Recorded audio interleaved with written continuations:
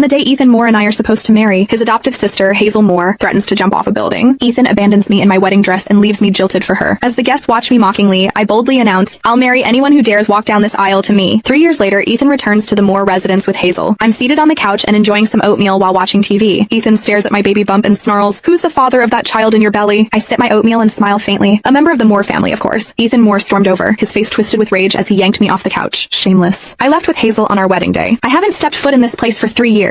How could that child in your belly be mine? I almost laughed. I never said it was his. He wasn't the only man in the Moore family. Of course, it's not your child. You're not even worthy of being his father, I said. Hazel Moore's face twisted in shock. Audrey Smith, even if Ethan ran away from the wedding, he still left you with the title of Mrs. Moore. You've been living a life of luxury in the Moore family. How could you shamelessly get pregnant with someone else's child? I glanced at her. You're the adopted daughter of the Moore family, and you had the nerve to seduce your own brother. If we're talking about being shameless, who could possibly beat the two of you? Hazel's voice turned pitiful as she looked at Ethan. Ethan, for the past 3 years we've kept things respectful, yet she's carrying someone else's child and cheated on you. The moment he heard her words, Ethan's fury exploded. He raised his hand and slapped me hard across the face. You filthy woman! You get knocked up by someone else and still dare to drag me and Hazel into it? Get out now! He shouted. The sharp pain bloomed across my cheek. My head went blank for a second from the force of the slap. Ethan ran off with Hazel 3 years ago, leaving me alone to face all the whispers and laughter at our wedding. Driven by rage, I called for a groom on the spot. It was his uncle, Jeremiah Moore, who stepped up and married me that same day. In Beaverton City, Jeremiah was known as the Frost King. Everyone has treated me with the utmost respect ever since I married him. After I got pregnant, he spoiled me even more. He wouldn't let a strand of my hair be harmed. Blood would have been spilled if he had known what Ethan had just done. To avoid a full-blown family tragedy, and for the sake of the child in my belly, I said coldly, "If you both leave now, I'll pretend this never happened." However, they didn't appreciate the offer. Hazel lunged forward and yanked my hair. "Ethan, this woman is scared. She wants us to leave now so she can use that child to take everything from the Moores." Ethan snapped. "So that's what this is about. Well, I'm not letting it happen." I twisted away from Hazel's grip and said coldly, "David disowned you the day you two ran off. You had nothing to do with this family from that moment on." Hazel let out a scoff. "That was just Grandpa venting. Ethan's the only grandson of the Moore family. Do you really think he's going to stay disowned forever?" Ethan's expression turned smug. "Grandpa already said everything belongs to me." I placed a hand over my belly, my voice icy. "Not anymore. This child is also a member of the Moore family." I thought I'd made myself perfectly clear. However, Ethan's eyes flared with rage as he stared at me. "So you're planning to pass that illegitimate child off as a Moore? I'll teach you a lesson now." His slap landed even harder this time. I clutched my belly as I collapsed to the floor. Upon seeing the twisted hatred on their faces, panic surged inside me. I couldn't let them hurt the baby. I said desperately, "He is not an illegitimate child. He is..." Before I could say another word, Ethan bent down and grabbed the shattered porcelain bowl of oatmeal off the floor. He shoved the shards and oatmeal straight into my mouth. "Hazel and I have struggled to survive for the past 3 years. Yet you've been leeching off the Moore family, living in comfort with that child in your belly. Well, let me make sure you get your fill today," he barked. I instantly choked, unable to speak. The sharp pieces of porcelain cut into the inside of my mouth and blood gushed across my tongue. I raised a hand to resist, but Hazel stomped her stiletto heel down hard on my hand. Pain shot up my arm and my hand trembled uncontrollably. I couldn't even cry out. Ethan spat in my face after stuffing every bit of that oatmeal into my mouth. He then clapped his hands and stood up. Hazel's stiletto heel shifted toward my swollen belly. Terror gripped me.